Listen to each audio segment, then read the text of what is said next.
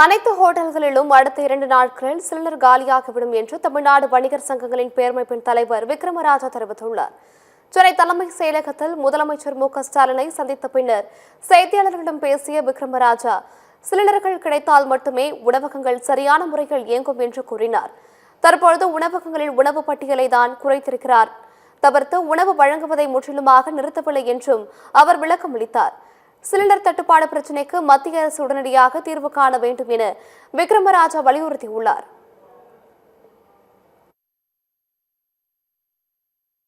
Case தட்டுப்பாடு வருவதாக அறிவித்துக் அவர் அச்சப்பட்டுக் கொண்டிருக்கிறார்கள்.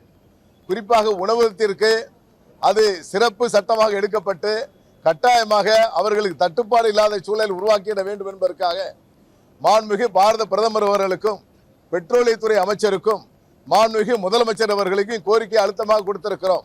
அந்த கேஸ் தட்டுப்பாடு ஏற்படுமையானால் அன்றாடு மக்களுக்கு உணவு கூடத்திலே தரக்கூடிய உணவுப் பொருட்கள் தட்டுப்பாடு ஏற்பட்டுவிடும், விலை உயர்வு ஏற்பட்டுவிடும். அதையெல்லாம் தடுத்து நிறுத்துவதற்கு அரசு விரைவாக நடவடிக்கை எடுக்கப்பட வேண்டும் என்பதை தமிழ்நாடு வணிகர்களை பேரமைப்பு வலியுறுத்தி இருக்கிறது. இப்போ தட்டுப்பாடு இருக்கு, உடனே கிடைக்கல, கொஞ்சம் லேட்டா தர்றாங்க. இது வரைக்கும் இல்லைன்னு சொல்லாத அளவுக்கு பொருள் கொடுத்துக்கிட்டு இருக்கோம். இன்னொரு 2 தினங்களுக்கு அப்புறம் இன்னும் ஷார்டேஜ் ஆகுன்னு சொல்றாங்க.